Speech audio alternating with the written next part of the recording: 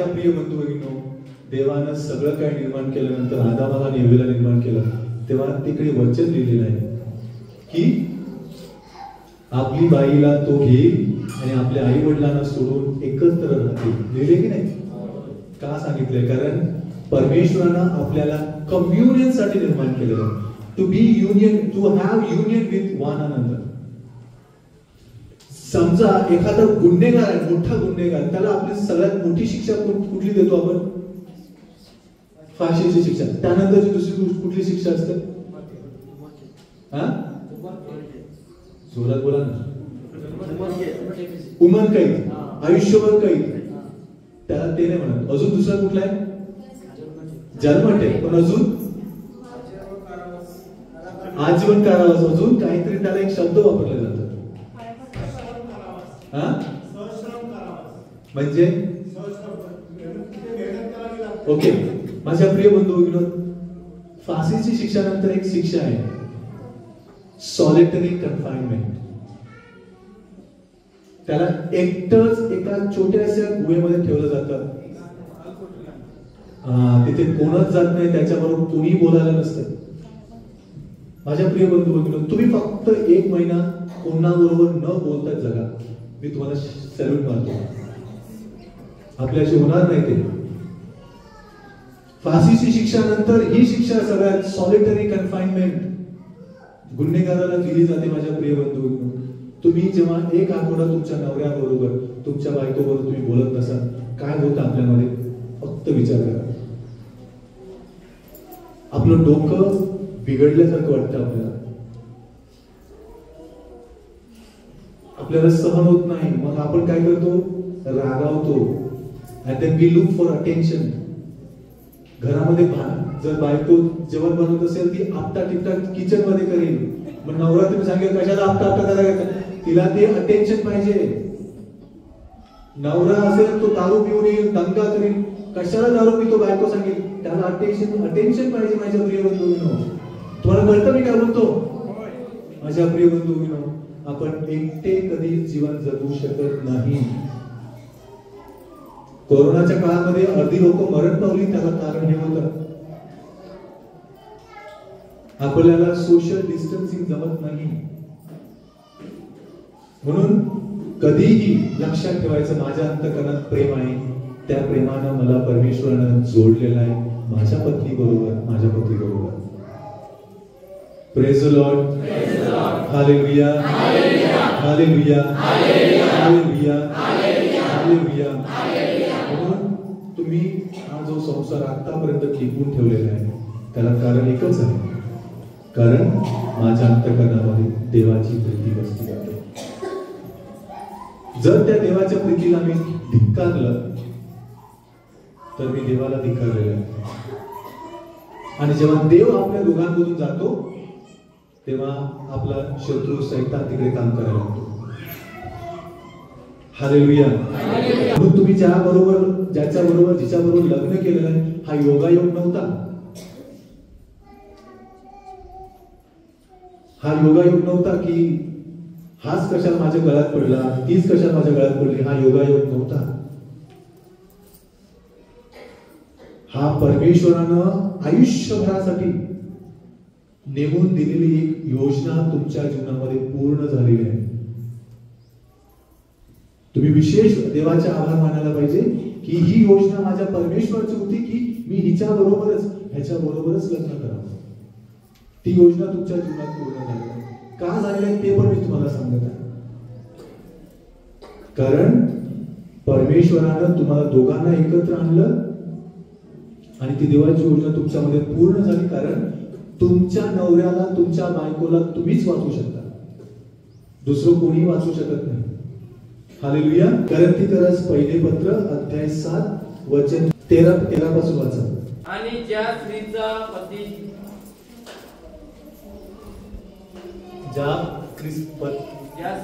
पती ख्रिस्तेतर असून तिच्याजवळ राहावयास राजी असेल त्याने त्याला सोडू नये. कारण पत्नीच्या द्वारे ख्रिस्तेतर पती पवित्र झाला आहे. आमेन. हालेलुया. काय सांगितलेलं आहे की तुमचा पती जरी विश्वासू नसेल, चांगलं जीवन जगणारा नसेल, दारोडा असेल, व्यभिचारी असेल, खूनी असेल, कोणी असेल, तरी त्या पत्नीच्या विश्वासानं तुमचा पती पवित्र झालाय. वचन वाचा, तुमच्या ताटातून खा. काही नाही तिथे वचन वाचा. वाचा पुन्हा एकदा. जो आता त्यांनी दादा वाचा, दुसरं कोणी वाचा. आणि ज्या स्त्रीचा पती ख्रिस्तेतर असून तिच्या जवळ राहावयास राजी झाला असेल, त्याने तिला सोडू नये. पुढे, कारण पत्नीच्या द्वारे ख्रिस्तेतर पती पवित्र झालाय तुमचा पती. पुढे वचन वाचा. तू पत्नीसाठी काय सांगते बघा. ख्रिस्तेतर पत्नी, ख्रिस्ती पतीच्या द्वारे ख्रिस्तेतर पत्नी, अविश्वासी पत्नी पवित्र झाली. हालेलुया. म्हणजे तुम्ही एकमेकांचे लहान असे तारक आहात. जर तुम्हाला एकमेकांना वाचवायचं असेल तर तुम्हाला एकत्र राहावं लागेल. Praise the Lord. हालेलुया. तुम्ही एकमेकांना पवित्र करू शकता म्हणून देवाचं वचन सांगत आहे. हालेलुया. हालेलुया. मला आठवते एक गोष्ट. एका पत्नीनं दारुड्या पत्नीची खूप वर्ष सेवा केली, मुलांना जन्म दिला, मुलांचं पण सेवा चाकरी केली, सासू सासऱ्यांना पण बघितलं, मुलांचं पण बघायचं, नवऱ्याला पण सांभाळायचं, सासू सासऱ्यांना पण बघायचं.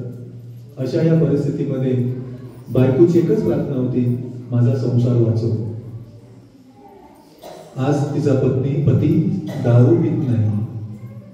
आज घरातील सगळी माणसं ह्या बाईच्या अधीन आहेत, कारण ह्या बाईनं तिचा क्रूस कधीच खाली टाकला नाही. त्या क्रूसाला कधीच तिने परावृत्त केले नाही. आपल्या जीवनामधून आलिंगन दिलं, चुंबन घेतलं आणि पुढे पुढे गेले. माझ्या प्रिय बंधू भगिनींनो, तुम्हीच एकमेकांना पवित्र करू शकता. कारण आज फादरांनी सांगताना सांगितलं, साक्रामेंट घेताना तुम्ही स्वतःहून साक्रामेंट घेतलेलं आहे. You are the ministers of the sacrament of matrimony. किती मोठी कृपा तुम्हा दोघांना दिलेली आहे, लक्षात ठेवा. किती मोठी कृपा आहे की मी माझ्या पत्नीला पवित्र करू शकतो, करू शकते. जर तसं नाही झालं तर तिकडचं पुढचं वचन काय सांगते, वाचा 14 वचनामध्ये. कारण पत्नीच्या द्वारे ख्रिस्तेतर पती पवित्र झाला आहे. पुढे, आणि ख्रिस्ती पतीच्या द्वारे ख्रिस्तेतर पत्नी पवित्र झाले आहे. नाहीतर असे नसते तर तुमची मुले बाळे अशुद्ध असतील. तुमची मुले बाळे अशुद्ध असतील. आज तुमची मुलं तुम्हाला जन्माला दिलेली आहेत. अजून कोणीतरी थांबलं असेल बाळांच्या देणगीसाठी, तुम्हाला मिळणार, विश्वास ठेवा. पण ज्यांना परमेश्वराने मुलांची देणगी दिलेली आहे, तुमची मुलं सुद्धा काय दिलेले आहेत, पवित्र झालेले आहेत, कारण तुम्ही पवित्र राहिलेले आहात. आंब्याच्या झाडाला पप्पाई नाही येणार ना, पवित्र झाडाला पवित्र फळ येतील. माझ्या प्रिय बंधू भगिनींनो, पती आपल्या पत्नीला करू शकतो आणि पत्नी आपल्या पतीला पवित्र करू शकते. असं नसेल तर तुमची मुलं बाळं अशुद्ध आहेत. म्हणजे परमेश्वराने तुम्हाला किती मोठी जबाबदारी दिलेली आहे. तुमच्या पतीला, तुमच्या पत्नीला स्वर्गापर्यंत पोहोचवल्याशिवाय तुम्हाला शेवटचा श्वास घेता येत नाही. तुमची मुलांना तुम्ही स्वर्गाच्या राज्यामध्ये पोहोचवेपर्यंत तुम्हाला तुमचं काम संपत नाही. हालेलुया. हालेलुया. तर तुम्हाला वाटतं की मी खूप धन्यवाद देत आहे असं वाटतं तुम्हाला? आता वाटते की नाही? समजा उद्या तुमच्यापैकी स्वर्गामध्ये कोणीतरी गेला, तुम्हाला पहिला प्रश्न विचारला जाईल, तुम्ही लग्न केलं असेल तर तुझा पती कुठे आहे, तुझी पत्नी कुठे, विचारला जाईल ना. कारण तुम्ही दोन नवत, तुम्ही एक आहात. आणि अर्ध आपल्याला जाता येत नाही स्वर्गामध्ये, पूर्ण जाता येत नाही. बरोबर की नाही? हा, माझ्या प्रिय बंधू भगिनींनो, स्वर्गात गेल्यानंतर आपल्याला सांगता आलं पाहिजे की माझी तिजोरी हीच आहे की मी माझ्या नवऱ्याला, माझ्या पत्नीला मी स्वर्गामध्ये घेऊन गेलेलो आहे. एका आत्म्याला जर तुम्ही वाचवलं, तो तुमचा नवरा असेल, तुमची बायको असेल, तुमची मुलं असेल, तरी तुमच्या स्वर्गामध्ये तुम्ही संपत्ती साठवून ठेवलेली आहे. पुन्हा बरोबर असो.